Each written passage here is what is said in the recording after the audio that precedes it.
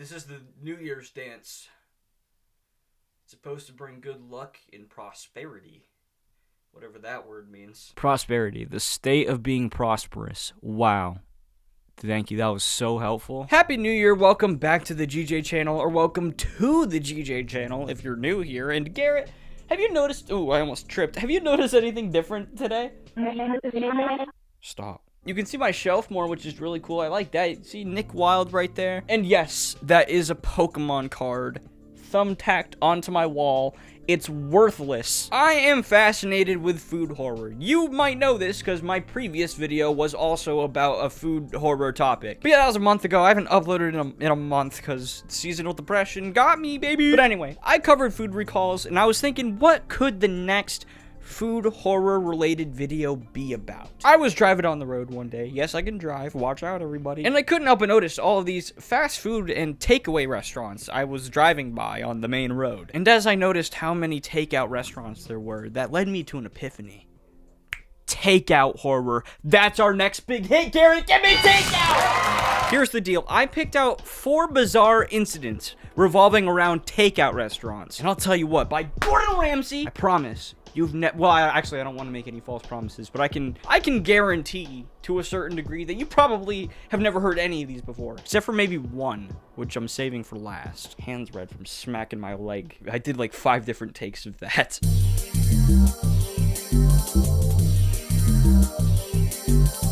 How about we start out with the city of Preston, Lancashire? A takeout kebab restaurant called Mexicano Food Box was visited by health inspectors in September 2024. Upon inspection, it was found that the restaurant was dealing with a severe lack of cleanliness in the kitchen. Between kitchen appliances being dirty, cockroaches infested in places you don't want them to be, wrist cross-contamination with buns being stored next to raw kebab meat, and a considerably warm fridge temp, the place was looking like a major health hazard. But possibly the worst find of them all was a flattened deep-fried rat on the floor of the kitchen. Obviously, after finding all these atrocities, Mexicano Food Box was given the lowest rating on the hygiene scale, a strong 0. The owners agreed to voluntarily close the restaurant down to get their shit together and were told through a council letter that if similar conditions were to be found on any future inspections, then formal action may be taken.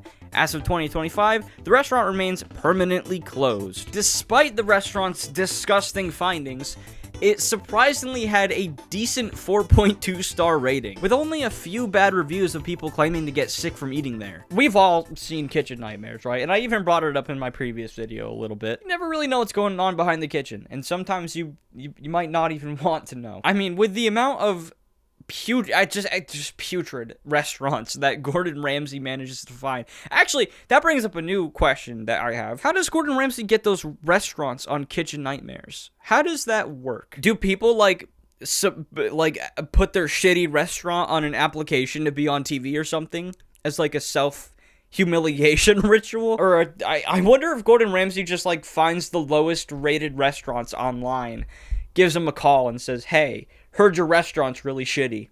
If Vincent Van Gogh had a bite of this food, not only would he be missing an E, he'd be missing a fucking tongue as well, you donkey! Your restaurant is fucking garbage. Now, of course, there are a lot of incidents of restaurants being really dirty, of course, as we know by Kitchen Nightmares. Honestly, dirty workplaces could be like its own video, but there's other types of disturbing scenarios that happen at takeout restaurants that I'm gonna cover here. I thought this one in particular was worth bringing up because of the deep-fried rat.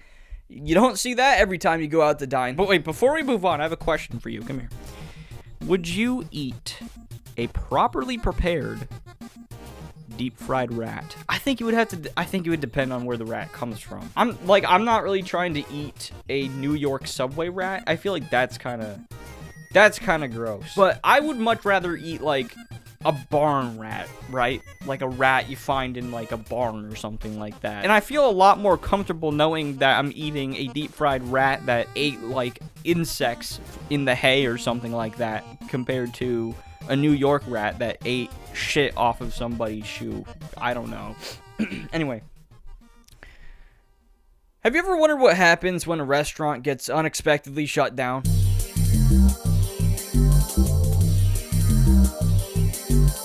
In 2023, at a Chinese takeout restaurant called Chop Chop in Canterbury, England, a sting operation led to immigration officers discovering that 5 illegal Asian workers were hired at the establishment. Following this sting, the workers were dealt with, and Chop Chop quickly shut down, but the owners of the eatery didn't get the chance to clear out any of their inventory before leaving, meaning the building would be sitting there with rotting food inside for over a month. The stench coming from inside the shutdown restaurant was nauseatingly strong, lingering around the surrounding area, and nearby businesses had to temporarily close until the potent odor was dealt with. It got so bad, it supposedly even was causing pedestrians to throw up on the street when walking near the area. Contractors threw on some hazmat suits to clean the rot, still being able to smell the odor, and once they got inside, not only were they met with an abundance of flies, but where there's flies, there's larvae. The rotting meat in storage was nothing compared to what was described as a sea of maggots squirming all over the floor. Yeah, no, you know, I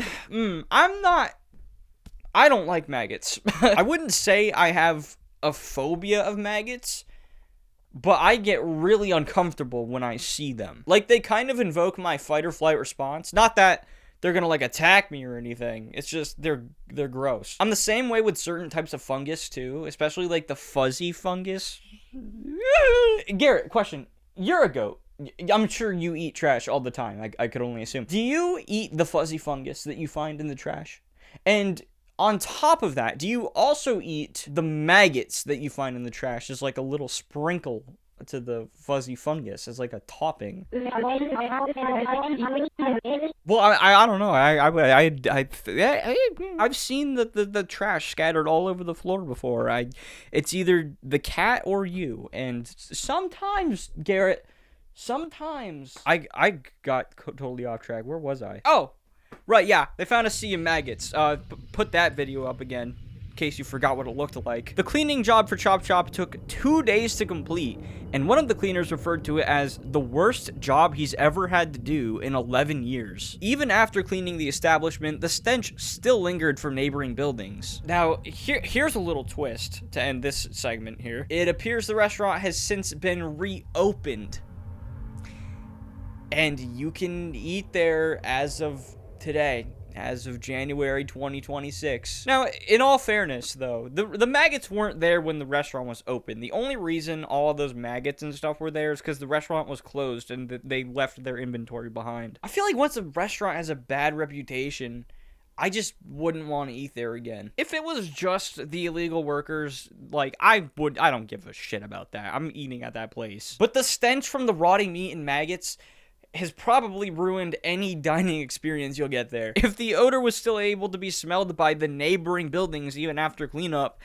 I could imagine you could probably still smell it from the source, right? Now, on the topic of abandoned restaurants, there are obviously a bunch of other stories of abandoned restaurants as well. I just picked the one that intrigued me the most. But alongside that, there's also a little bit of a rabbit hole to go down of abandoned grocery stores. There's all these stories of grocery stores shutting down and having all of the product being left inside and just sitting there for months rotting. Abandoned restaurants and grocery stores is something that could have its own video at some point. There's a lot of that to go around.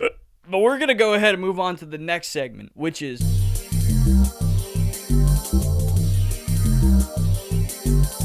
in Columbus, Mississippi, at a Jack's Family Restaurant in 2017, an unnamed teenage employee told her mother, Tabitha Hollins, about one of the other employees angrily putting bodily fluids, such as period blood and saliva, on a customer's burger before serving it. My God.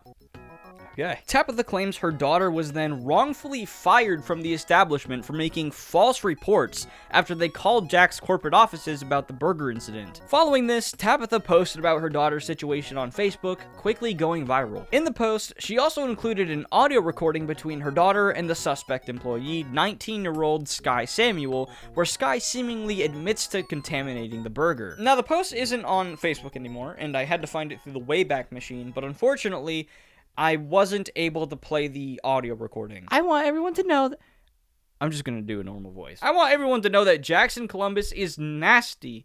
My daughter saw another worker put her period blood and lick cheese that went on a customer's burger. My daughter told the assistant that was on duty, and the assistant still brought the food out to the customer.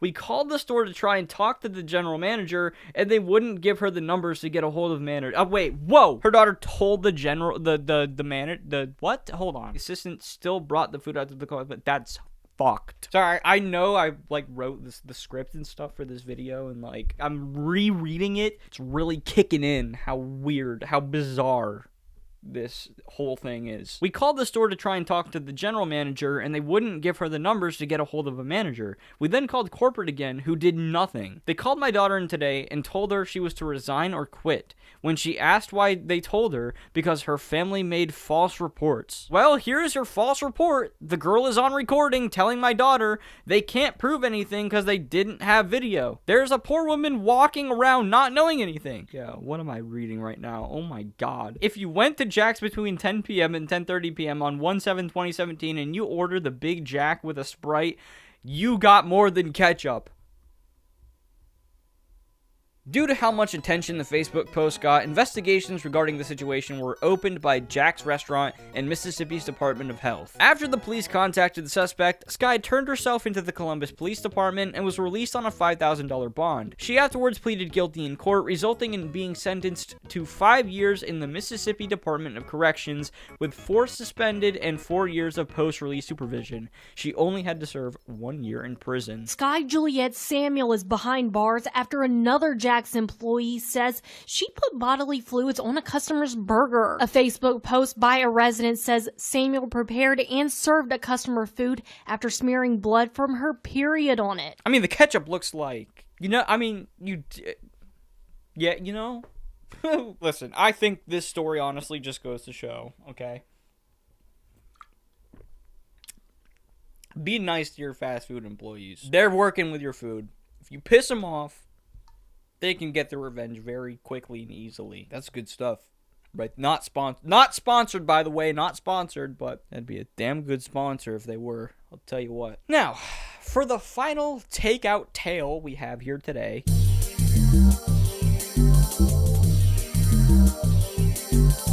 It is another instance of tampering with food, but instead of tampering with the food for revenge, it's tampering with the food to try and make profit off of it. I saved this one for last because I'm sure a good amount of you might have heard about this one. On a regular day in March 2005, at a Wendy's in San Jose, California, a woman named Anna Ayala from Las Vegas took a bite from what she thought was a normal bowl of chili, only to be surprised with an unexpected crunch. Possibly one of the most disgusting and worst things you could find in your food. She bit into a real 1.5 inch long, barely decomposed human ring finger with a reportedly nicely groomed nail, mind you. The weird thing is, as if this whole thing wasn't already weird to begin with, when the police arrived to investigate, they confirmed that none of the employees were missing any of their fingers. Hey, Garrett, how many fingers do you got? Well, actually, you kind of just have stubs, actually. Whoa! Since all the employees still had all of their fingers, it led to the theory that the finger must have gotten cut off on a meat grinder elsewhere. Suspicion among the police grew once Anna got lawyers involved with filing a compensation claim against Wendy's following her nauseating chili discovery. During the police investigation, a woman in a small Nevada town about an hour away from Vegas, where Anna lives, and 8 hours away from San Jose, where the incident took place, came forward about losing a fingertip to a leopard encounter a month prior. I'm gonna slow you down on that. What do you mean a leopard encounter? Hello? Again, I wrote the script, so I knew that was in there, but still, when I first saw that in the article where I was getting this information from, I had to do a double take. I wasn't sure if I read that correctly. To her knowledge, the last location her fingertip was at was in a Vegas emergency room packed in ice. After doctors failed to reattach her fingertip, neither she nor the hospital had any idea of what happened to the missing body part afterwards. What do you mean you don't know what happened to the body part? The finger doesn't just curl up and roll away like a worm. Oh, wait, I think I know what happened to the fingertip. Garrett, you raised suspicion per usual. Did you eat the finger? Okay.